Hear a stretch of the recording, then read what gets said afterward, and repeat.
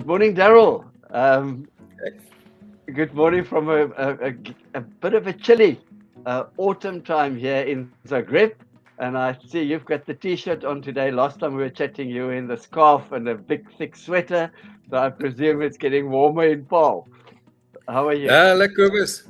No, good to see you again. Good to hear from you. I've missed chatting to you.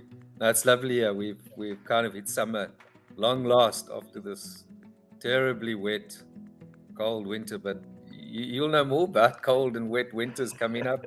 But I'd prefer to be here right now than where you are, pal. I hope you're well. Yeah, thank you, Daryl. No, very well. Me and the dogs are holding out here in Zagreb. So we've been settling down quite a bit now, but I've got more time on my hands now. It's been a bit of a rough year, but I'm actually been following the cricket quite closely. So I thought it's a good time Hmm. to have a chat to you and get your views on what's happening in cricket. And I think for any South African at the moment, just the two big talking points is we're involved in two World Cups at the same time, the cricket and the rugby. Fantastic game. I'm still recovering from that. I was a nervous wreck on Sunday evening. I was watching it at a little Irish pub, the only place where I could watch rugby here in Zagreb. I was sitting in a little Irish pub, the only South African there. There were and two guys from two guys from France were sitting there. The rest of the Yeah. pub were completely separated. Croatia was playing a football match against Wales, so they were all cheering and shouting, and they got a little corner for me and the two Frenchies, and they refused to put the sound on for us because they said everyone's listening to the soccer. So I was Oh, watching the rugby with no sound, but what a game! And then obviously after the high, often the low, South Africa losing to Holland again. That's what I want to talk about. Uh, uh, how does that happen, Daryl? You look at our team, you look at Holland, you look at cricket in Holland. I was there for 4 years, involved in Dutch cricket. You look at the setup, the domestic setup in South Africa, and how do we lose twice in a T20 World Cup and now in a 50 over World Cup? How do we manage to lose to to the Dutch? well, Kobus, I think first of all, they're probably quite a confident setup now, having beaten us, albeit in T20, but they've been very competitive in the way that they've got through, having to see off the West Indies in the qualifiers, and they've got some good imports. Let's be honest, one or two Aussies, one or two South Africans. So I think the core of their side is not a bad side at all, and um, I think that certainly from a confidence and a preparation point of view helps. They play more competitive cricket, which I think is something the associate countries lack. They need the opportunity to play more of this type of cricket to just establish for themselves where they are, for the players in particular to understand where they are in terms of their game and what's needed, but also just to familiarize themselves with the standard that's required and who you play against, you can learn from. You see, South Africa losing for me, let's be honest, it wasn't a form thing. Look, and it's still early days in the competition. It's not going to impact necessarily on where they go next. But after two massive wins, you know, they were compelling wins. They weren't lucky. They played the opposition off their feet. Some brilliant batting, bowling.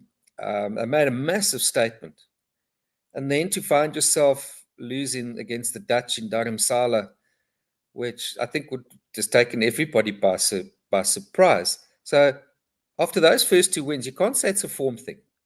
So it's really then what does it come down to? Your mental game, your mental approach. How do you feel about it from a personal point of view? What How much chance have you given yourself to perform well? And then from a team point of view, where is the team? Now that lies with the leadership and the coaches. You say, right, where is this team? Where's the understanding of the not only the importance of the game? Yes, they would have paid a tremendous amount of lip service, and no doubt would have recognized it. And no doubt in team meetings, and no doubt personally would have thought that, hang on, we can't take it for granted. That we're necessarily going to win, yeah, blah blah blah. But that self-regulation and the team regulation of where we are and what's going to be required against a team where, I mean, South Africa had them at, I think it was about 100 odd for six, and then the guy Edwards got about 70 odd. that really changed the game for them. Inexperience played a role there. Could see the young quick got hammered. We were always going to be in a position where the pace would be our advantage. We've been taking wickets up front, and then at the death middle end with wickets in hand, or someone gets stuck into them. And the Dutch were just hanging on the back foot. I don't know if they play on those matching wickets, don't they, Quibus? I don't know what it like is today. So No, they actually quite.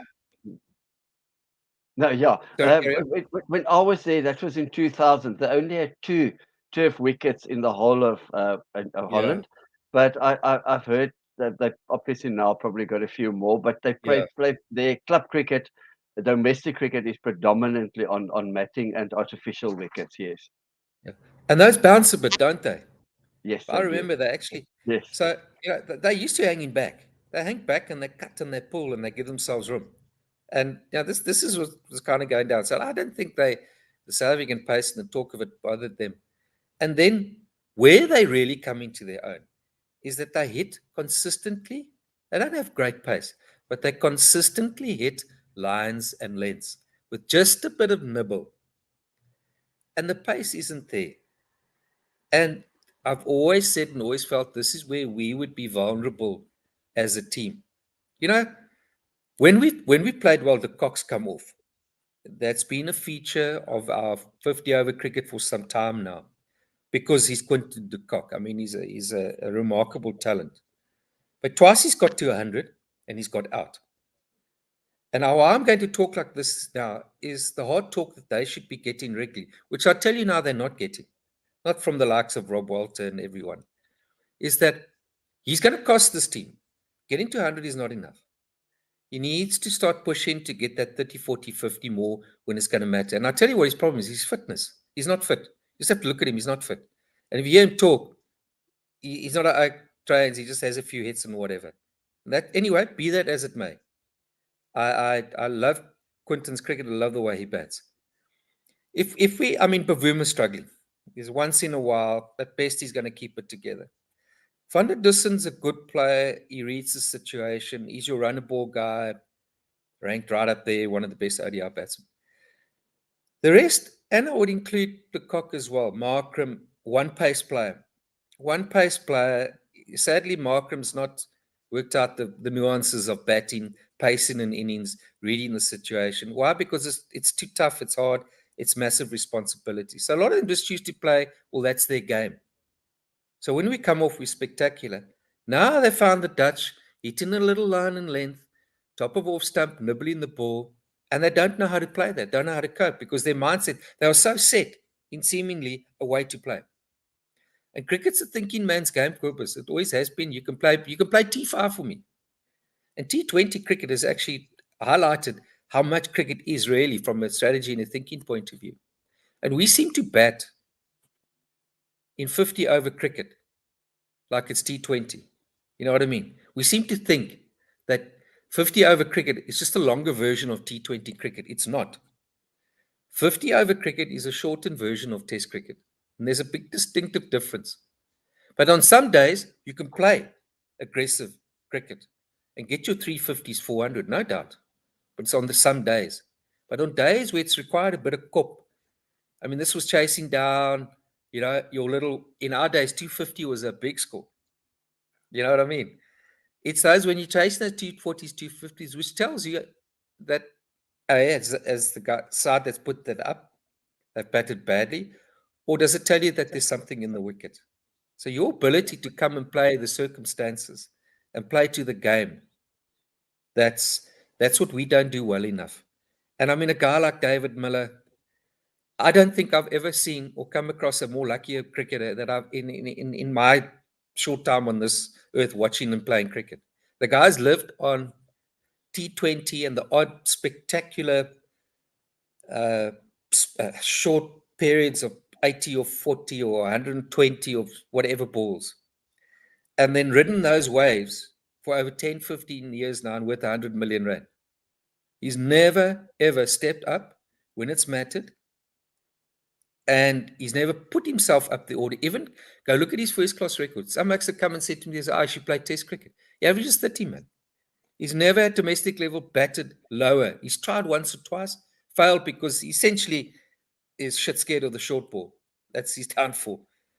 And people say, "Oh, but no, that's harsh. You're saying that he's got the tough job to do. He's got to go and win the unwinnable game, if I can call it that. Score that. That's easy, Quibbles. No one's going to pull the wool over these eyes, but no one. I batted 1-7. I know what pressure is. I know what hiding from pressure. I know what taking the shortcut is. I know what it means. Because you're not expected to win the game there, are you? So when you come off, you're a hero. But it's an easy cop out. If you want to talk about cop outs, the guys played like that. I tell you, the best he's in the last 15 years has been Brendan McCullum. He's ranked a genius. He's never taken the heat. Oh, that's just the way I play. It comes off as spectacular.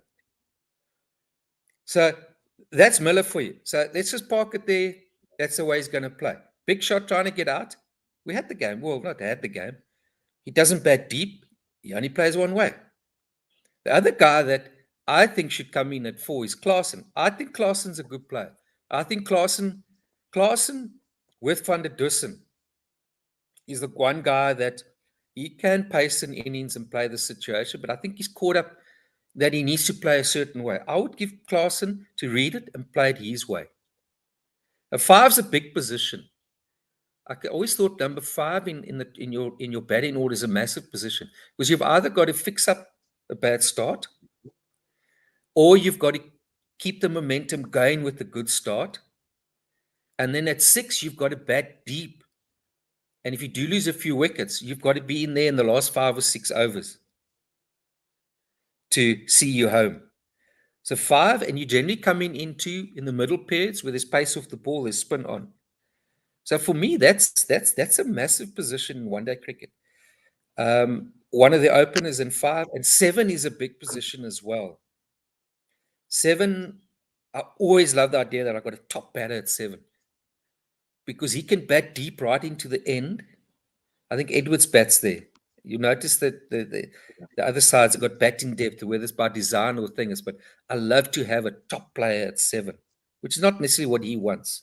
We don't have batting depth, so top fails. You got Mar, you got to come in at 7. Janssen, you got Maharaj, you got a long tail. That was my bother coming into this World Cup. So I think, cut a long story short, what I'm trying to say, Jacobus, is that we seem to be set in this is how we play, and the ability to be adaptable and play the situation.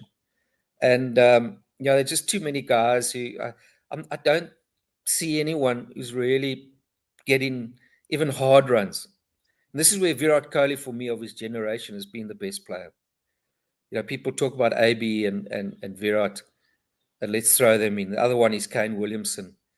AB, no one matches his talent, freak of a player. But Virat's view, and this is why I've admired his cricket, is that I'm the best player in India. I bat 3. I win the game. I lose the game. But the game's on my shoulders. I take all the heat and I battle over 50. That's what he wants. That's what he loves. Where's that in our team? Who's that guy in our team? Who's been that guy in our team? I don't see one. No one shows me, hang on, this is me. Now, I'd love to give the team this team talk because this is what they need to be hearing about a few facts. But I know they've probably arrived in Dharamsala, 2 big wins, and everyone, hello, bud, how's it, bud? All's cool, bud. Hey, bud, hey, bud, hey, bud, hey, bud. Guys, wake up, okay? These guys are going to beat you if you're off your game for a minute. Start thinking about cricket, start thinking cricket, and about how to pace and play a match, develop the nuances, stop being one-pace players. Markram, it's about time you played enough cricket now. You need to understand that it's not see ball, hit ball, hands of stone. You need to start to develop a game within a game and then show us you got some more gears to your game. Klaasen, play your game. Don't feel you need to be that striking at 120 because he's a cool player that I like him. Van der Dussen, keep doing your thing, back yourself more. De Kock, it's too late to try and get fit, but please squeeze out another 20, 30 runs. Getting to 100 is not enough. Okay? And then Miller, forget about that. Just hold him to float. Give him the last 6 overs, go and smash because he's not going to bat deep for you and be there facing the last ball because he can't live with that heat. He's shown himself not to, and well done to him. And now Janssen will squeeze out a few, but if we can maybe somehow find a way to get someone in at 7, then I think then we're fine. Bowling, I don't know.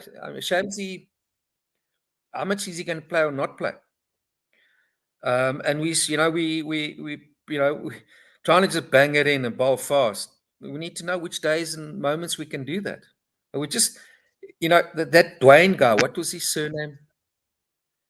Uh, Pretorius. Oh, yeah. We're missing an oak like that. Just that oak, wicket to wicket in India, keeper standing up. Yes, we need one or two guys like that, or someone or that option. Because I think the old Dutch batters, they caught us again. They're just hanging back there, pal. They're just hanging back there and cutting, which, as we had said earlier on, that's how I read it up. And this is the talk that these guys need to hear, man. Because they just, as Afrikaans, a slap him there and they got nailed again. But I mean, let's talk about the Dutch team. I mean, Yeah. they've obviously, from a mentality point of view in these associate countries, because I mean, I don't know what your thought is, but yeah, let's spare a thought for Ryan Cook, eh? Yeah. I mean, he hasn't, is the least known of all the Cooks. Yeah. His father was a tremendous player. His older brother obviously played for South Africa, but he's clearly, got the support of the team, and he's pulled them together well. And that's also the nature of these sorts of teams. I was reading something interesting, Quibus, about one of them that in the winter he was an Uber driver to keep things going, and there's not sort of money in that, and this is the issue with a lot of these associate countries. They either develop and nurture that sort of attitude, or they sit back, and I know they just moan that they got no money. They just moan about facilities. They just moan and moan and moan. Whereas these guys, and that's a nurtured attitude from guys that just want to play, and they're not really in it for the money, but this the opportunity. Listen, I've been rambling on now. What do you spend time amongst these Dutchmen there? A Dutchman to a Dutchman, eh? But is it one thing I know you're gonna ask me about these associates, but every World Cup one associate pulls off win. Let's go back. Bob and uh, Ireland beat Pakistan, and then Ireland beat England the one year, and then now and fine, everything's great and wonderful, but it's just one success actually doing the trick. So, Where's yeah, their level? Is this their best? Because I think, I don't know, Test cricket to me that's a waste of time. Trying to get them to Test level. I mean, you've seen with Ireland. I mean, you want to talk about money being bloody pissed down the drain. Look at Irish cricket. Yeah, but they spent millions of pounds there, and the Oaks sometimes they can't even pay their Oaks. The weather's too cuck, Webers. That's the problem, man. The weather's too shit. You can't play cricket where the weather's cuck.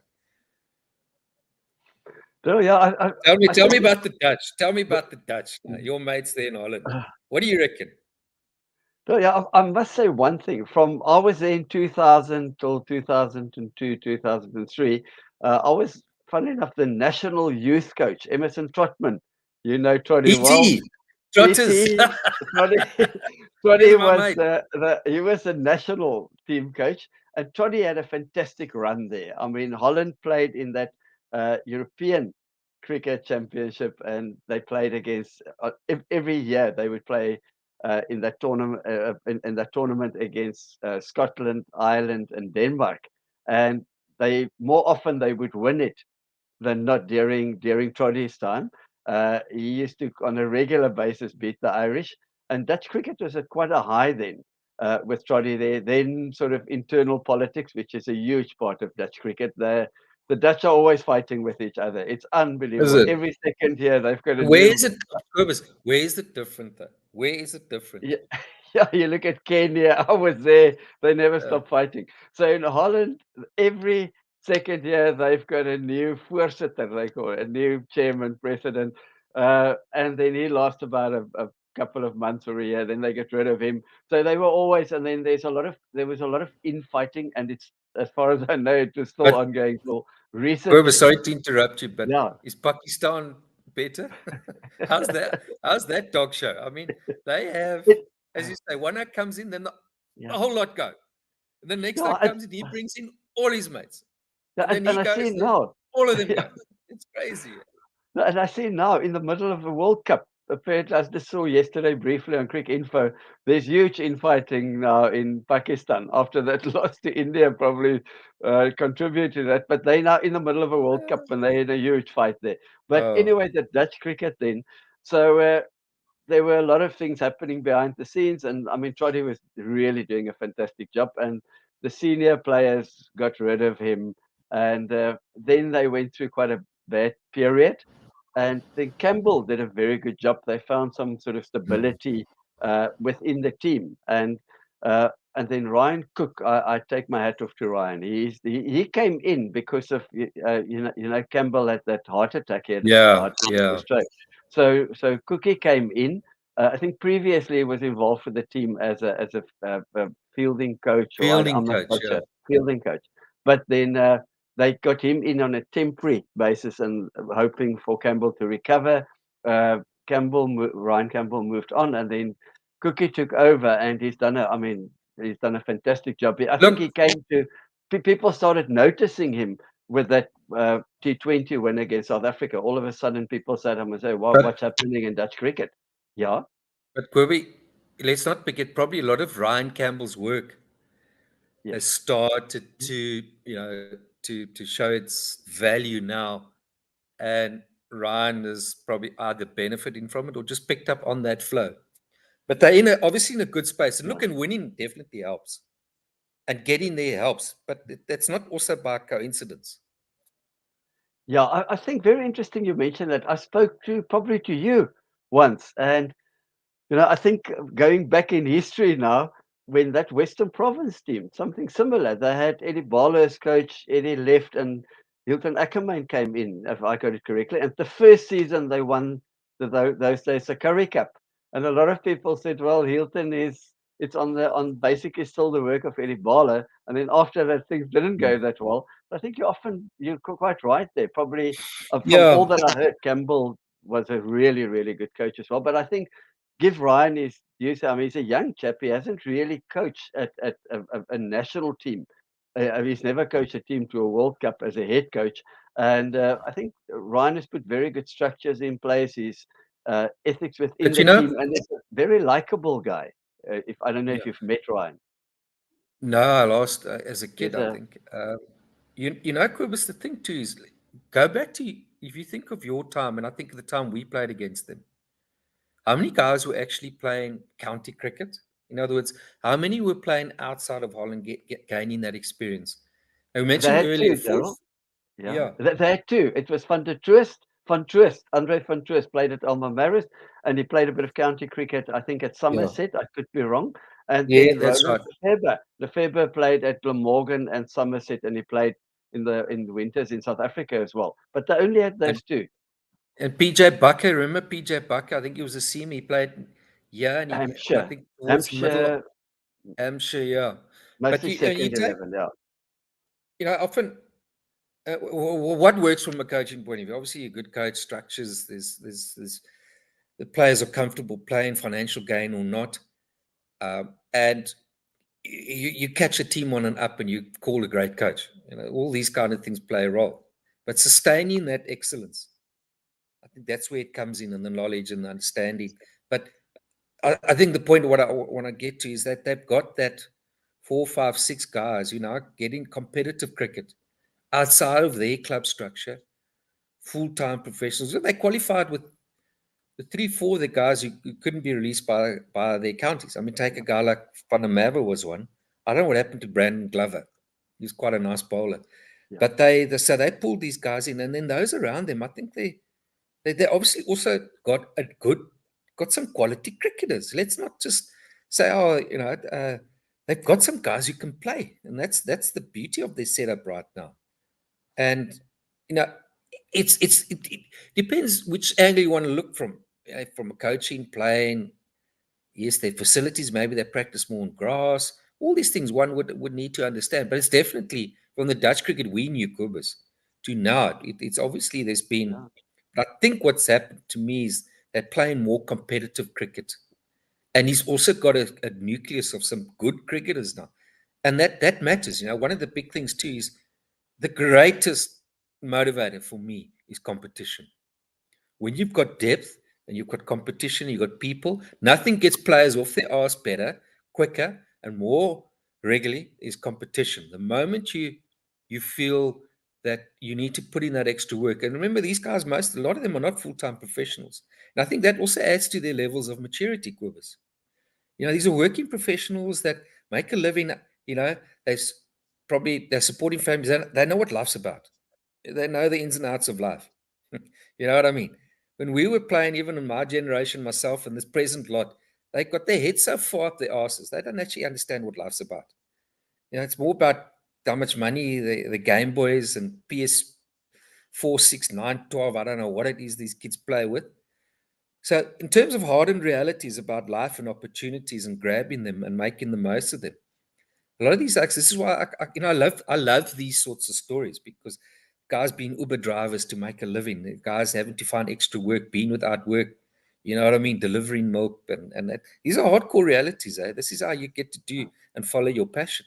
So when it comes to the moment, the opportunity to walk on a cricket field and play is godsend. It's a moment you relish and appreciate its true value. Sadly, I only appreciate it now. I thought I kind of did, but I didn't appreciate as much as I could. I sit here today. Those are the best days of your life. I'd do anything to have them back, just for that simplicity of doing something you enjoy and you're getting paid good money for it.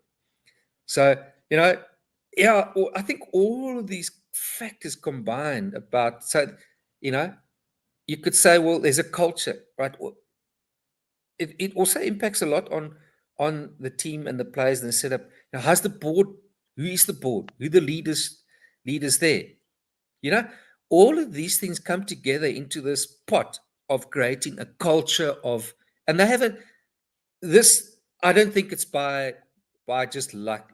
It's clear there that this is more by design, and there's some good people in the right places, and they've got buy-in from everyone. There's clearly a buying factor, and that's the difference. Take the poor Pakistan side. Take that dog show.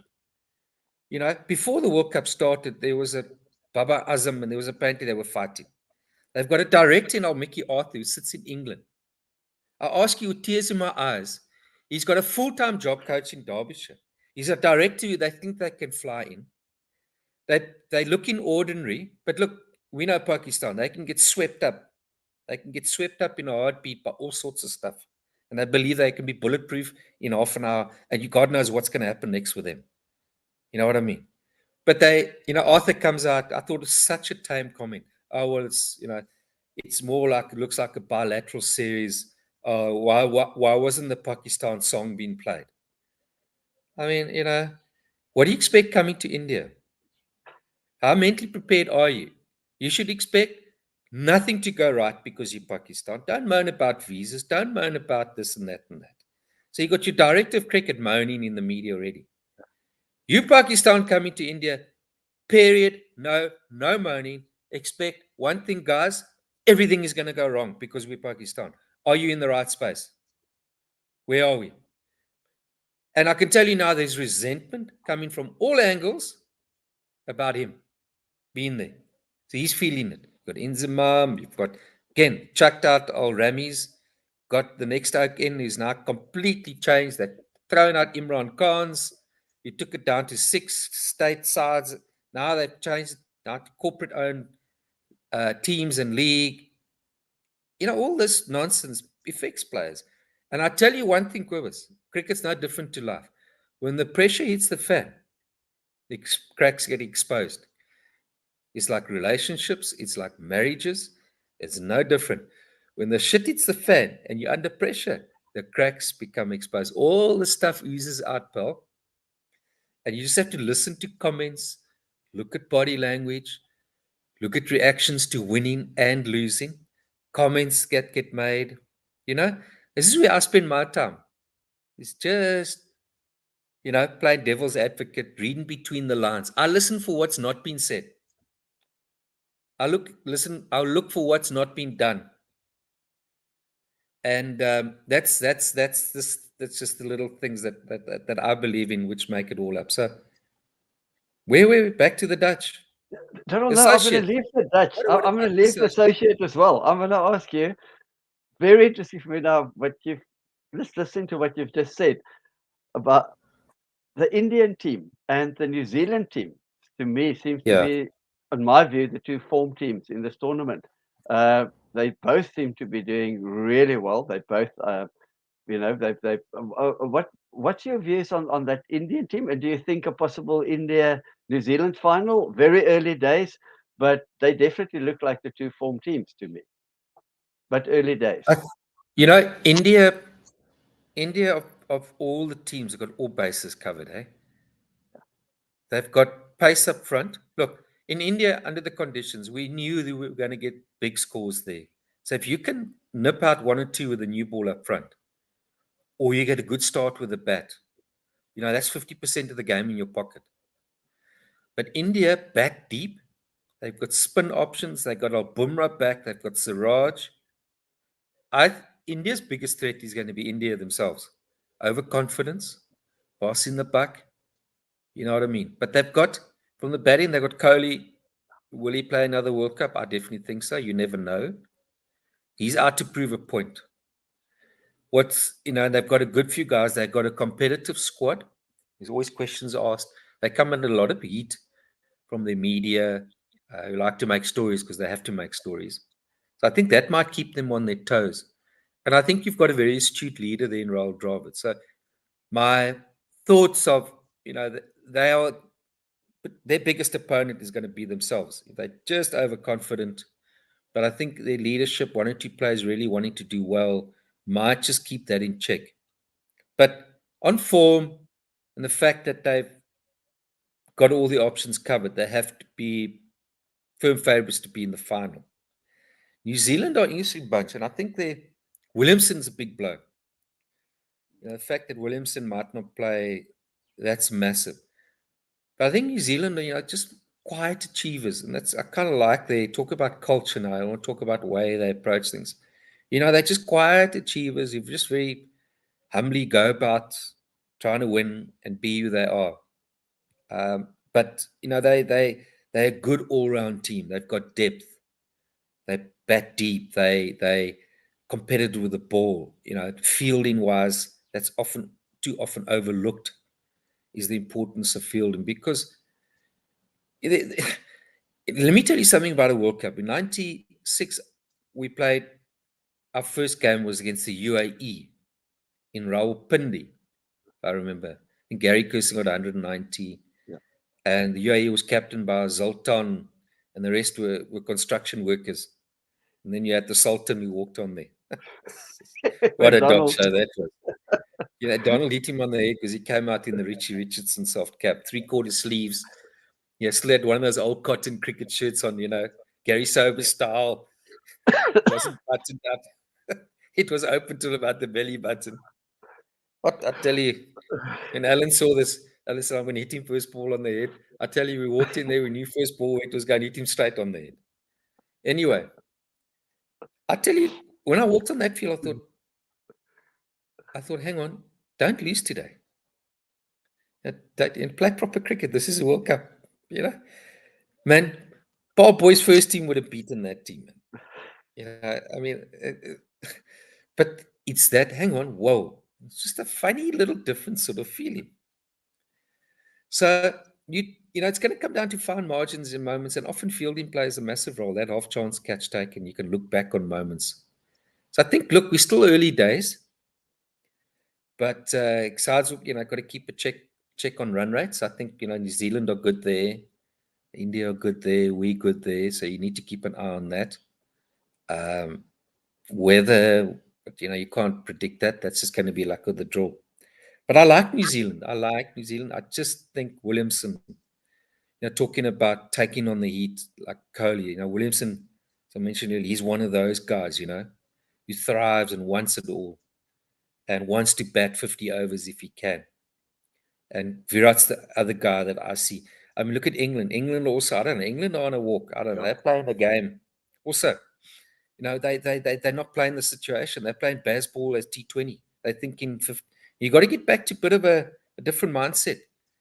And, there's almost a bit of an arrogance and a bit of, well, I can hit every ball where I want to. And they've come unstuck. Now they're under pressure to beat us. Pity for us. The Stokes will be back. And now suddenly they might, adjust their mindsets and realize, hang on, are we going about this in a bad way, which not the right way, which I reckon they're now going to come to that conclusion. Hang on, we need to play more constructive cricket here. So again, we now facing an England side is going to be desperate. We've just come off a bit of an embarrassing loss. So that's going to be see how that approach is. But no, I think India, you've got to be giving India the nod. But I think India's going to be their hurdle is going to be themselves. And I fancy New Zealand are they punch above their weight, man. But I've always said, even if I go back to our days, New Zealand they're smart cricketers, and I think they probably taught and in the cricket as youngsters to think on their feet better. You know what I mean? And it comes through, and it comes through. But yeah, other than that, I think at this stage it's we need to see a bit more cricket to really work out who's now really looking good, because this is Kobus, this is a bit of a tough World Cup to say, because you're traveling, you're getting around the country, moving around India can be long, problematic, a lot of people. It's the heat, it's getting to the hotels. You're still practicing. How much are you practicing? It's over a long period. And you've got your mental health. You need to, this is why I say you need to be supremely fit. As it goes on, those factors are also going to play a role in where teams are and players are in terms of their desires to play good cricket. And of all the teams, it seems that India travel the most. And I don't think that they're probably flying commercially. I don't know if they're chartering planes. So commercially getting through those Indian airports, look, they'll get preference. They'll get the old red carpet. They'll be ushered through quick. I'm sure that's in place. But when you're moving around a long time, over 4 weeks, because we knew traveling and playing in our days, and I think the same. 4 weeks, you kind of hit a wall at about 4 weeks. 4 weeks is when after 4 weeks you start to go downhill. So you had 3.5 weeks. So that's all. It's also all of that process is in your mind. That so catching the trip up to Dharamsala, you got to have a bit of it's like a military expedition up there. It's you got to go there with. You got to know all these little things and understand them, that how it affects you. Daryll, if I also can ask you your own experience of playing cricket in India and moving around, as you said, and you're talking about the mental side. I don't think people always understand. In India, and you can correct me if I'm wrong. I've heard stories. I remember speaking to old Herschel Gibbs once in the gym in Cape Town after he went on a tour to India, and he said, "Kirby, in India, you go to Australia, World Cup in South Africa, England. After the game, you go out, you go to a little pub, you go to a movie." He said, in India, you literally confined to your hotel. You don't go and walk. You literally sit for 5 6 weeks, the duration of a World Cup. You travel, you go to the ground, play your match, you go to training sessions, and you're in the hotel. At night, the guys are stuck in the hotel. Is it really like that? Your own experience of playing in Um, India? Look, I mean, I first went to India 93, 94.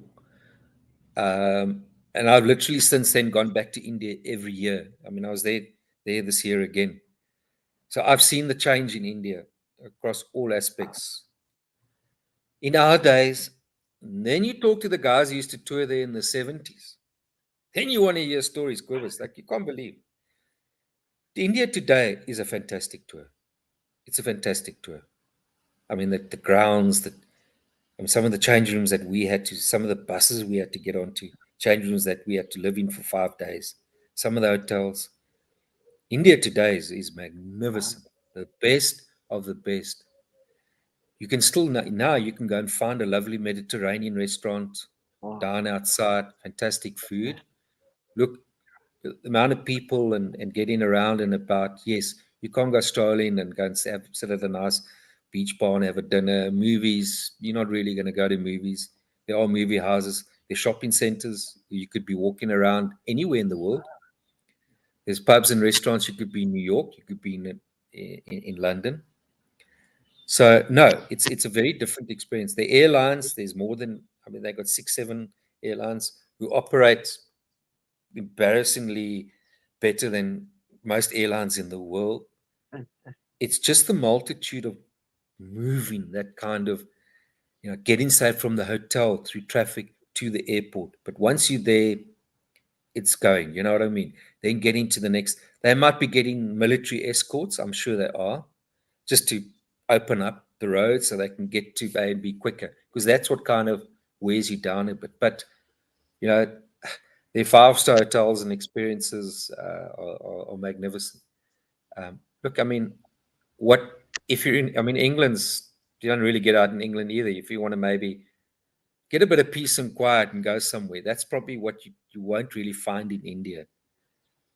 But wherever you are, you're a traveler, and you're under stress, you're under pressure.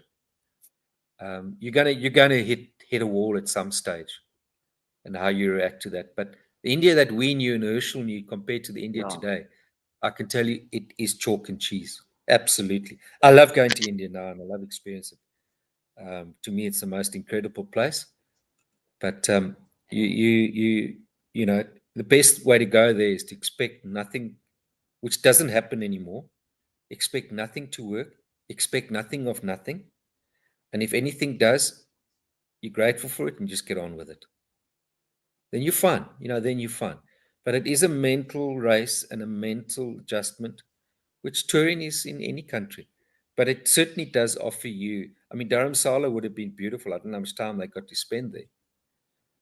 That's magnificent up in the mountains. They would offer you a chance to just, maybe go and do some meditation or just feel where you can just switch off. But yeah, that's the nature of travel, and that's the nature of being an international sportsman. And you're never going to always be your best. You're usually at best every day. No one is. You just got to try and be the best that you can. But it's a good points, these, I think, Quibs, because that's what a lot of people won't understand and get Yeah. insight into is the massive role that plays in wearing you down. And if you're losing and you're under pressure. So, but I mean, a lot of the players would have a mentor or psychologist on hand. Yeah. This is with the experience of your coaching staff. They would find ways to keep busy as a team. And, generally teams Yeah. enjoy each other's company. But it is a test of your team culture and what you're all about. Yeah, And as I said earlier, you under this sort of heat, and it's every player's desire to play in a World Cup final and win. It's just that added pressure. If you're not fully there, the cracks, you will be exposed. Daryl, if I can just also, if you look at now at the amount of players in the various teams that's been playing on a regular basis now in the IPL, they've got that experience of playing in India. They know the facilities, they know the grounds. So I think that probably also plays quite a big role.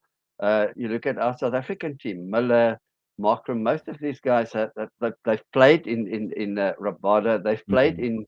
in India in IPL. So that experience, it's not like you go for the first time to India. These guys are sort of regular tourists Good now point. or players in India. So that must help a lot within the team. No, good. Absolutely, Quivers. Good point. So let's just say they've got no excuses about Yeah, playing in India. But you're so right. I mean, we were those first two tours essentially, first timers, 2, 3, and we had no one else who'd been there. Not as if we could pull on anyone. I don't even think Vessels had been there. Maybe I think he might have been. I don't know.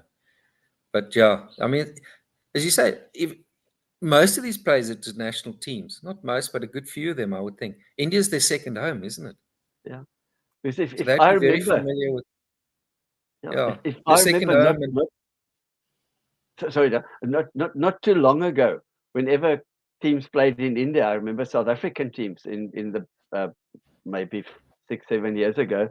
It was a big talking point. The wickets, we can't play on Indian wickets. Now in this World Cup, I haven't heard anyone mentioning the wickets. The guys know how to play in India. They're used to those wickets. So it's not a big talking point now. The Indian wickets, the bowlers know how to bowl in India. So for me, that's and I think that's yeah, yeah, it's true. It's so good to speak about this groups because they also they get family to be with them for a while. yeah, The sort of money these guys make, you know, a wife or girlfriend could be there for the whole tournament. They may not officially be part. I don't know what they do, whether they they have a window period where officially they're with their partners or husbands, moving together from hotel to hotel. And then that's how it worked. But outside of that, then they separate, and you could see your partner whenever you wanted to. So they've got that sort of, and I'm sure in their times and travels, they would have made a lot of local friends. So it's really nice if you're in town and you catch up with a friend and you go to their house for dinner. So you're kind of back in a homely type of environment. All of this is sort of rejuvenating the mind and the spirit and the attitude and that. And so Okay. yeah, Very interesting to hear your views on especially on the World Cup. Nice to talk about Dutch cricket. One last one. I just want to ask you, 50 over cricket.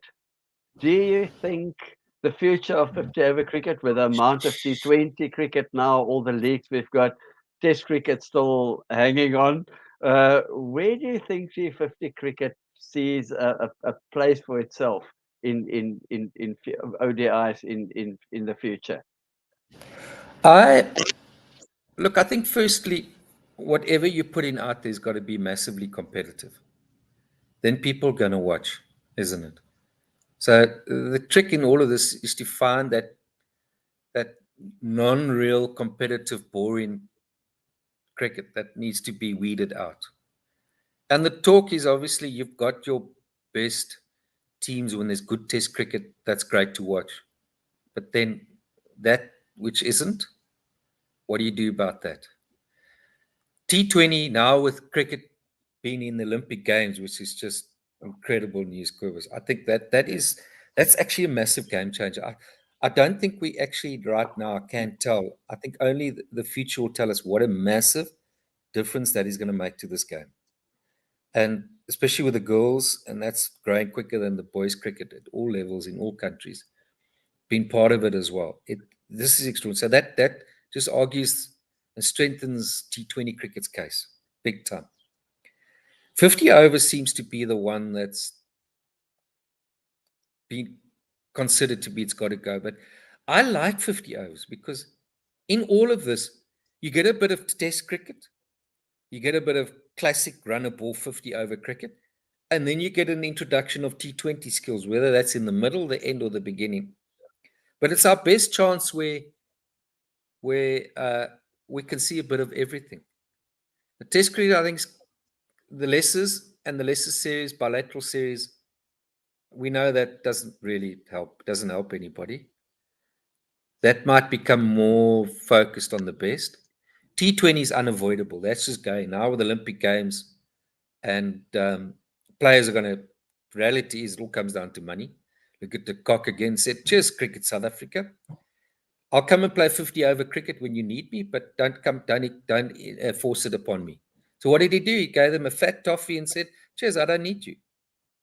Now they're scrambling like hell. Oh, we need to negotiate and talk. Reality is, Quinton de Kock's right. That if you want guys to play 50 over, so they're going to play T20. And why wouldn't you earn 30 million rand a year and tripping around the world trying to play 50 over cricket? So sadly, I think 50 overs, which I think should have a place. Someone suggests the other day maybe 50 overs just around World Cups. True. I think that's a good suggestion. But there's going to have to be an adjustment of some sorts. But yeah, T20 cricket's it's sailing, and that's where the money is. That's what players are going to chase. They'll get the T-shirt. The Cock's the great example. Got the Test T-shirt. He's got the 50 over T-shirt. He's played in a World Cup.